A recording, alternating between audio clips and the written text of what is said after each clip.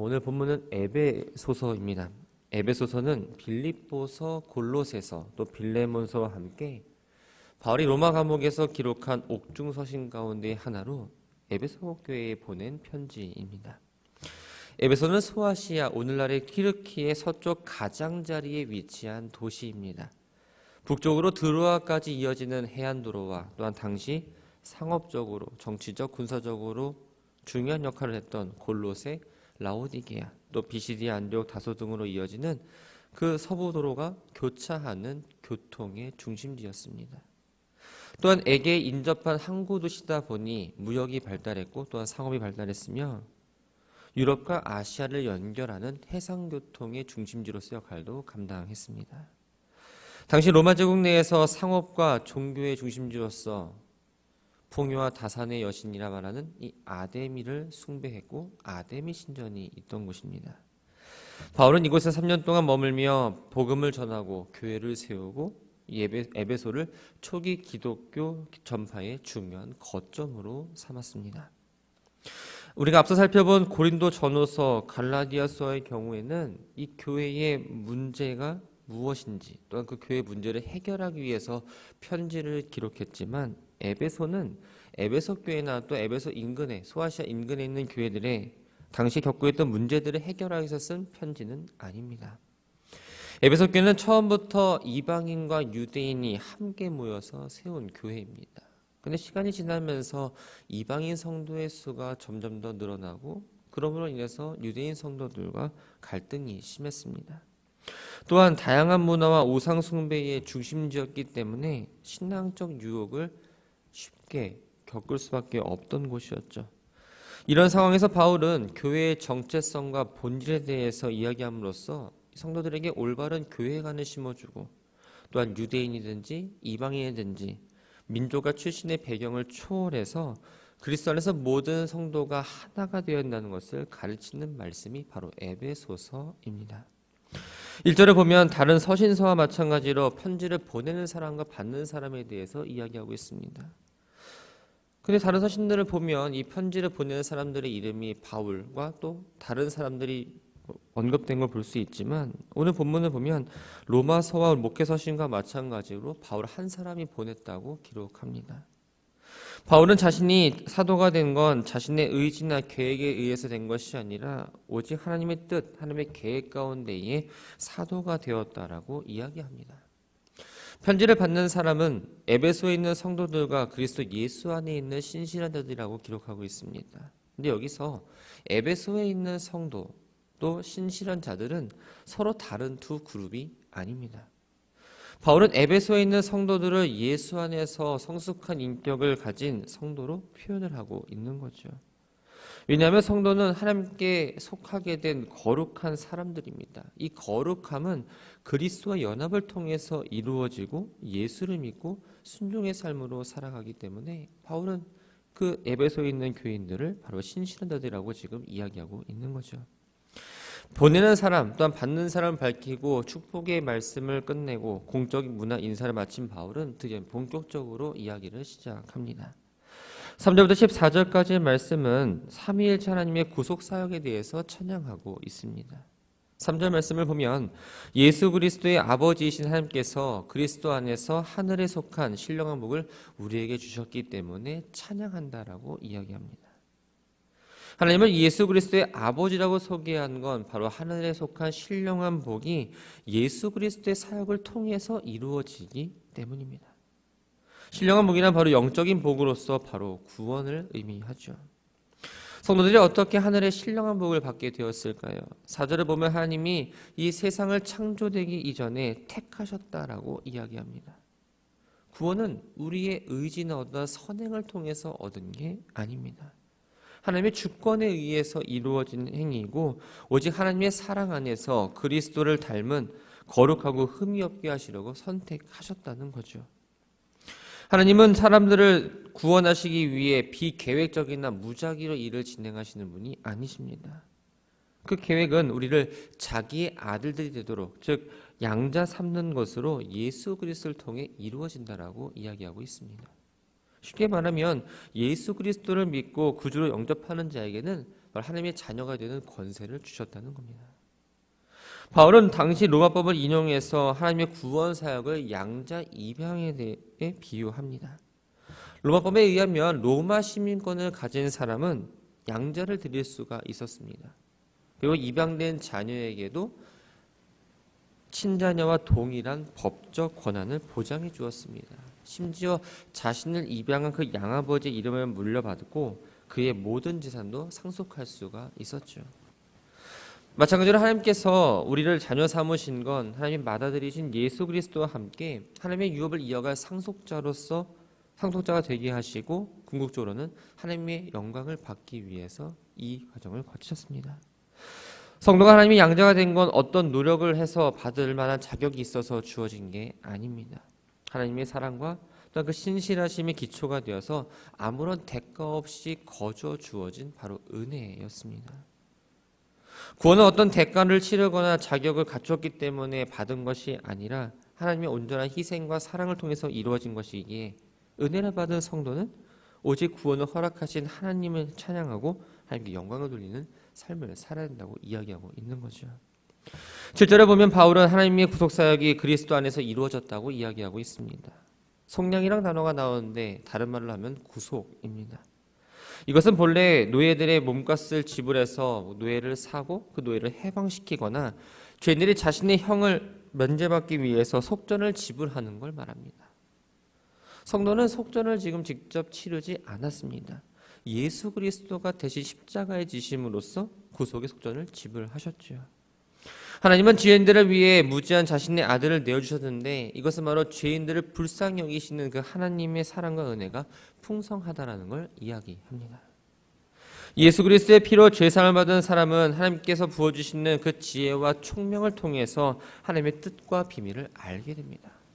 본문의 하나님의 뜻과 비밀은 바로 하나님의 구원 계획을 의미합니다.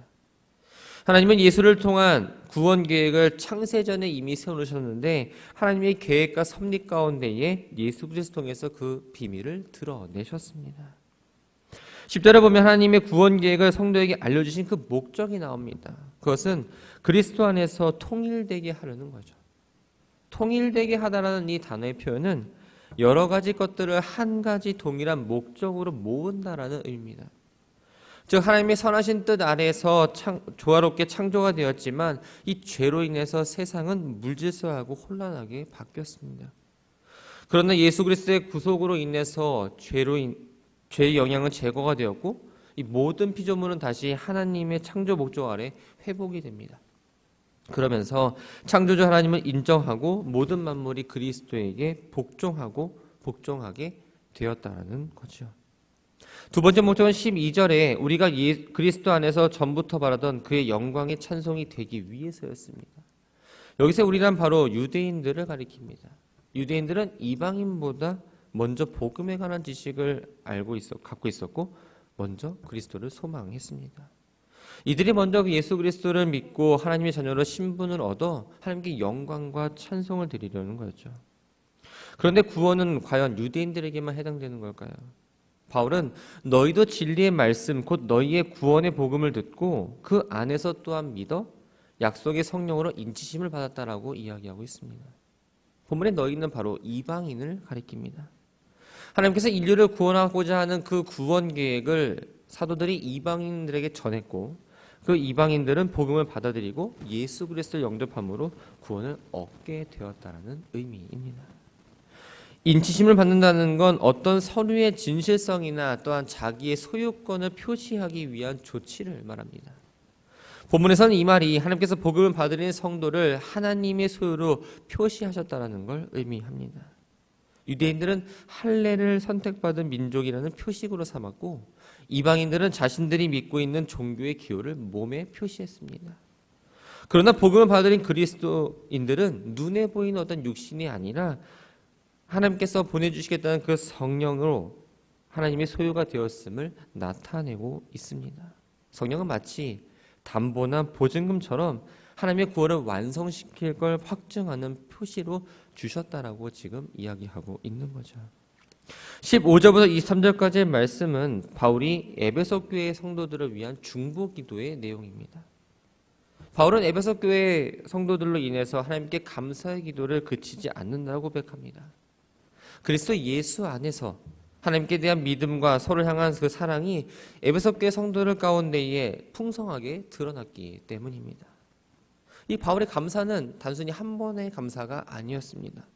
비록 지금 감옥에 갇힌 상태였지만 에베소 교회의 성도를 생각하면서 쉬지 않고 지속적으로 감사의 기도를 드렸던 거죠. 17절부터 19절까지의 말씀은 바울이 에베소 교회를 위한 기도의 내용입니다. 먼저 에베소 교회 성도들이 하나님으로부터 지혜와 계시의 영을 받아 하나님을 알게 되기를 간구했습니다. 본문에 안다라는 이 표현은 머리로 혹은 지식적으로 아는 걸 말하는 게 아니라 경험적으로 늘 관계를 통해서 대상을 아는 걸 의미합니다. 다시 말해 하나님을 안다라는 이 말은 하나님께서 보내신 지혜와 계시의 성령을 통해서 하나님과 날마다 교제함으로 하나님과의 관계를 늘 유지하고 하나님이 행하시는 일들 또한 구원의 비밀들을 깨닫게 되는 걸 말합니다. 바울이 이러한 기도를 한 건 에베소 교회 성도들이 하나님을 모르는 상태여서가 아닙니다. 하나님의 사랑과 또 하나님의 능력과 권세가 지극히 크다는 걸 아는 만큼 그 구원의 복과 은혜를 누릴 수 있기 때문이었습니다. 두 번째는 에베소 성도들이 마음의 눈이 밝아지기를 간구합니다. 마음의 눈이란 육체의 눈과는 반대되는 개념인데 마음속에서 하나님을 바라보는 그 시야를 의미합니다. 본래 인간은 하나님을 알고 깨달을 수 있는 영적 안목을 갖고 창조되었습니다. 그러나 아담의 범죄로 인해서 인간은 타락하게 되었고 죄로 인해서 영적 안목을 잃어버렸죠. 바울은 예수를 믿고 구원받은 그 에베소 교회 성도들이 성령의 도우심으로 인해서 영적으로 밝아져서 하나님께서 나를 부르신 목적이 무엇인지 약속하신 하나님의 나라와 영생에 대한 그 소망을 붙잡고 믿음과 확신을 갖고 나아가기를 원했던 겁니다. 또 하나님의 능력을 날마다 깨달으면서 경험하며 살아가기를 원했기 때문에 이러한 기도를 드렸던 거죠. 이제 바울은 하나님의 능력에 대해서 이야기합니다. 하나님의 능력은 예수 그리스도를 통해서 분명하게 나타났습니다. 죽은 자 가운데서 살리셨고 하늘에서 하나님의 오른쪽에 앉히셨습니다. 성경에서 오른쪽은 상속권과 구원의 능력 또 통치권을 상징합니다. 하나님께서 부활하신 그리스도를 자신의 우편에 앉혔다라는 건 바로 그리스도에게 자신의 모든 능력을 상속하고 또한 주권과 구원과 다스림 모든 권한을 부여했다라는 걸 의미합니다. 하나님은 그리스도의 영적인 존재를 포함한 우주 만물의 모든 것들을 다스리는 통치자로 또한 교회의 머리로 삼으셨습니다. 그리스도가 교회의 머리에 된다는 건 바로 오직 그리스도만이 교회의 왕이시고 또한 권세자라는 의미입니다. 그러므로 그 그리스도의 몸된 교회는 머리이신 그리스도의 다스림을 받아야 합니다. 그리고 이 만물에 충만하게 하시는 그리스도의 충만함이 교회를 통해서 분명하게 나타나야 된다고 이야기하면서 오늘의 말씀을 마무리하고 있습니다. 말씀을 정리합니다. 이 에베소서는 초신자, 복음을 모르는 사람들에게 쓰는 편지가 아닙니다. 편지를 받는 이들은 신실한 성도였습니다. 이들의 믿음은 멀리 떨어져 있는 사도 바울에게 들려질 정도로 소문이 나 있었고 믿음과 함께 그 사랑을 실천했던 사람들이죠. 바울은 이들을 위해서 기도합니다. 특별한 문제가 있어서 기도한 건 아니었습니다. 지혜와 계시의 영을 통해서 하나님을 알고 이들이 마음의 눈을 열어 하나님께서 부르신 목적이 무엇인지 또한 그 소망을 갖고 살아가기를 바라는 마음 가운데에 기도를 했습니다. 우리가 신앙생활을 오래 했기 때문에 내가 날마다 말씀을 읽고 기도하기 때문에 나는 하나님을 다 알고 있다라고 착각해서는 안 됩니다. 하나님을 아는 건 머리로만 또한 지식으로만 아는 게 아닙니다. 어린아이가 성장하면서 부모의 뜻을 이해하고 그 뜻을 받아들이고 합당하게 자신을 변화시키는 것처럼 하나님과 관계를 늘 유지하면서 말씀에 순종하고 하나님 뜻에 합당하도록 내 삶을 변화시켜야 합니다. 이름만 성도가 아니라 정말 온전한 성도로서의 삶을 살아가려면 나를 부르신 하나님에 대해서 올바르게 우리가 알고 있어야 한다는 거죠. 하나님은 우리가 하나님을 정말 제대로 알기를 원하십니다. 하나님을 분명하게 알 때 하나님의 사랑과 권세와 능력이 크다라는 걸 우리는 고백할 수 있습니다. 또한 주시는 은혜에 대해서 감사하며 변화된 삶, 그리스도와 닮아가는 삶을 살기 위해 애쓴다는 거죠. 잠언 1장 7절은 이렇게 얘기합니다. 여호와를 경외하는 것이 지식의 근본이다. 성령의 도우심을 구하며 하나님을 깊이 알아가는 믿음의 길을 걸어가시기 바랍니다. 하나님의 뜻에 합당한 삶을 살아감으로 하나님을 온전히 섬기시고 하나님을 섬기는 그 마음 가운데에 다른 이들을 향한 복음을 전파하며 또한 그 사랑을 이웃들에게 나타내는 우리 모두가 되기를 바랍니다. 그래서 하나님 보시기에 정말 좋은 성도, 정말 좋은 교회, 또 하나님께 늘 예배할 때에 진정한 예배자로서의 삶을 인정받고 나아가는 우리 모두가 되기를 주님의 이름으로 축원합니다.